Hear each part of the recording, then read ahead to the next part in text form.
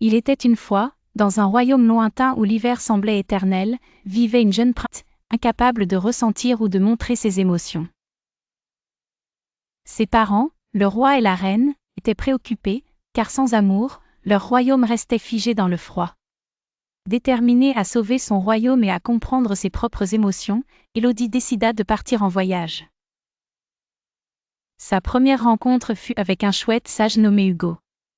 Hugo lui enseigna que le pardon était un des premiers pas vers la chaleur du cœur. Tu dois d'abord te pardonner toi-même pour tes erreurs passées, lui conseilla Hugo, en battant ses ailes vénérables.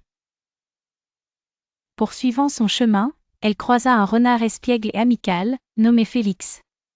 Avec Félix, Élodie découvrit la vraie amitié et comment elle peut réchauffer même les journées les plus froides. Félix lui apprit que les amis sont là pour nous soutenir et qu'en leur ouvrant son cœur, elle pouvait commencer à ressentir un peu de chaleur. Mais le moment décisif arriva lorsqu'elle rencontra une vieille dame bienveillante, appelée Nana. Dans une petite hutte au sommet d'une montagne, Nana expliqua à Élodie l'importance de l'entraide.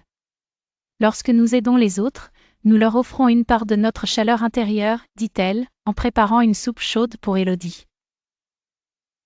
Au bout de ce périple, Élodie, transformée par toutes ces leçons, retourna dans son royaume. Elle réalisa que l'amour sincère pour sa famille pouvait dissiper la glace autour de son cœur.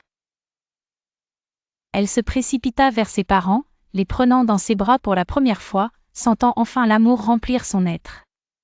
La morale de l'histoire est que l'amour sincère et les émotions authentiques peuvent surmonter n'importe quel obstacle. Grâce à son courage et aux amis rencontrés en chemin, Élodie montra que la chaleur de l'amour pouvait bien être l'élément pour éveiller le printemps éternel dans son royaume. Son cœur désormais rempli d'amour, le royaume tout entier se déguisa d'une beauté radieuse où le printemps chantait enfin toutes ses promesses.